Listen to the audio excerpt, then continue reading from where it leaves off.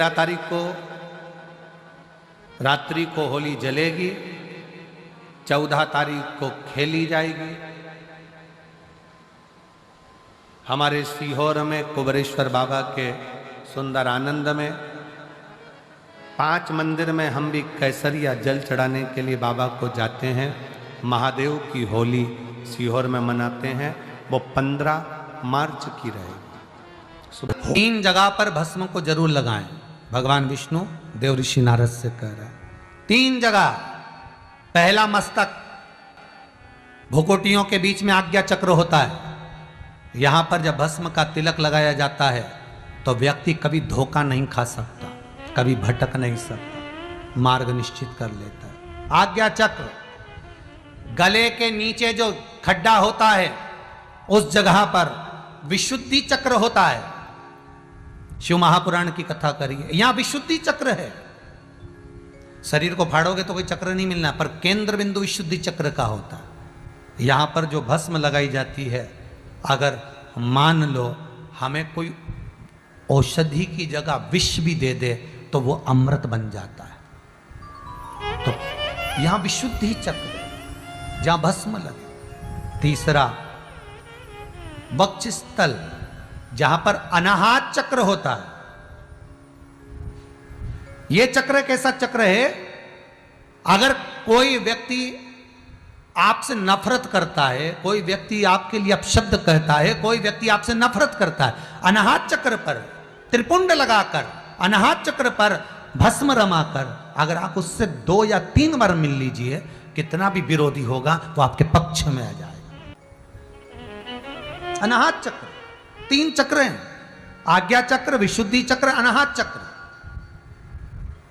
और ये 3 चक्र पर लगी हुई भस्म जीवन का सुख दे जाती, जीवन का आनंद। एक चीज और ध्यान करिए महाराज, जिस लड़का और लड़की का विवाह नहीं होता, मंगल हो गया, शनि हो गया, राहु केतु हो गया, या विवाह नहीं हो रहा है, उसके लिए भी कहा जाता है कि कहीं से आप प्रयास करिएगा, कहीं से अगर मौका मिल जाए, कहीं से आपको किसी रूप में अगर चांदी का पत्रा मिल जाए, चांदी का थोड़ा सा पत्रा, कोई वो कहते हमारे यहाँ बर्क कह देते, पर असली चांदी की बर्क चाहिए। आजकल तो भगवान पे भी जो बर्क लगाई जाती है वो भी नकली है। असली चांदी की बर्क, उसको जलाकर उसकी जो भस्म तैयार करी जाती है, चांदी भस्म जो तैयार करी जाती है, उस भस्म से लड़का हो लड़की हो जिसका विवाह नहीं हो रहा हो, उसके हाथ में वो भस्म लगवाकर और बीच में हल्दी की एक बिंदी लगाकर शंकर के शिवलिंग का लेपन करा दिया जाए महाराज, उसका लेपन करा दीजिए। 3 से 3.5 महीना रुकिए, 3.5 महीने के अंदर उसका विवाह संबंध पक्का हो जाएगा। भले मंगल हो, राहु हो, केतु हो, शनि हो, कुछ भी, उस भस्म का ये प्रमाण। कई लोग भस्म को भभूति भी कहते हैं, वो भभूति अलग हो गई, वो भभूति हो गई जादू टोना वाली भभूति, ये तो वो भभूति अलग हो गई, उसका कोई यहाँ वो उसका प्रमाण है अलग, परंतु यहाँ भस्म का प्रमाण, यहाँ भभूति का प्रमाण शिव कथा में नहीं है। क्योंकि शिव रोग से मुक्ति देते हैं, तो रोग निवारण का एक तरीका है भस्म को धारण करना। भगवान विष्णु कह रहे हैं देव ऋषि नारद, ये भस्म तुम्हारे जीवन को सुख दे जाएगी। होली में मोटे मोटे ढूंढ जलाए जाते हैं। ढूंढा की राख तैयार होती है, उसका कालापन जो तैयार होता है उसको उठाकर ले आए और कपड़े में उसको छान कर राख तैयार कर 3-4 बार छानने के बाद उस भस्म को, जो होली महादेव की होली के दिन रात के समय 12 बजे से 1 बजे के बीच में शिव जी को समर्पित कर देता है और उस भस्म को उठाकर उसमें घी मिलाकर मस्तक पर तिलक लगाकर चले जाता है। वो जिंदगी में कभी हार नहीं सकता, विजय ही पाकर आता है। उसकी कभी हार नहीं हो सकता, कभी हार नहीं सकता। शिव महापुराण की कथा कहती है वो भस्म विजयता को प्रदान करती है। आपको किसी से नहीं करना, किसी के हाथ नहीं जोड़ना, केवल वो भस्म का तिलक लगाकर जिससे आपका काम निकालना है उसके सामने पहुंच जाइए, आपको सुख का अनुभव हो जाएगा, कार्य सिद्ध। तो भस्म इतनी प्रबल होती है। भस्म, थोड़ी सी भस्म यदि आपके पास में है, भस्म से मतलब होता है अलोना गोबर, अलोना गोबर जानना है आपने? यहाँ क्या बोलते हैं उसको? एक होता है गाय का गोबर जिसको हाथ से थापते हैं, थापा कंडा बन गया, वो नहीं। अलोनी गोबरी, गाय ने पौटा करा, वो सूख गया, उसको उठाया, जलाया, उसकी भस्म तैयार करी। वो भस्म शिवजी पे समर्पित होने वाली वो भस्म उस मिट्टी के अंदर डाली जाए।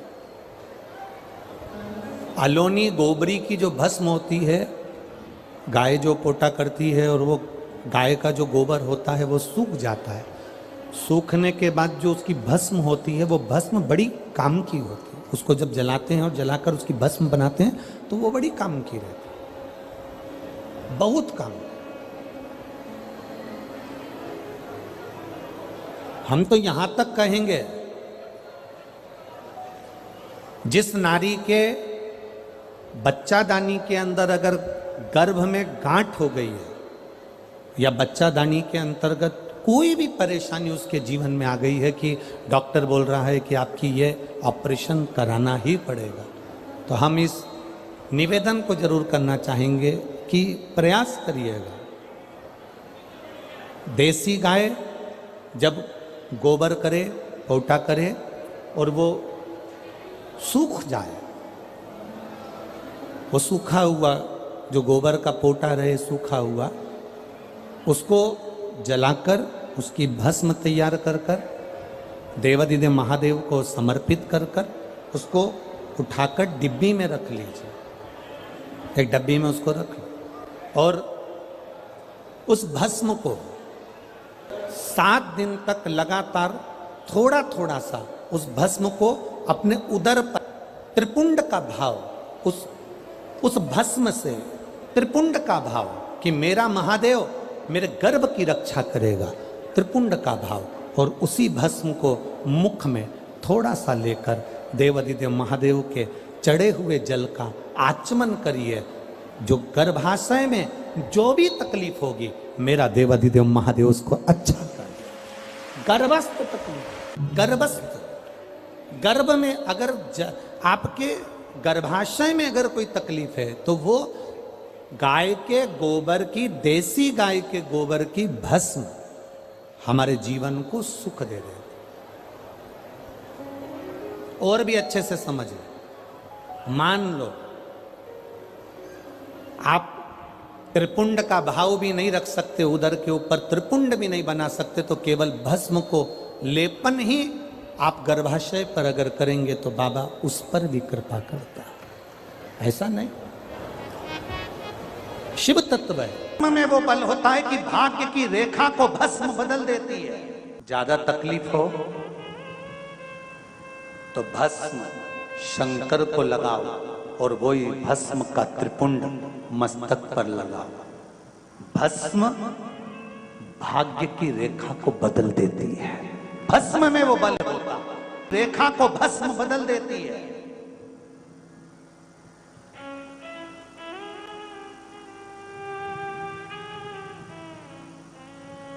इसलिए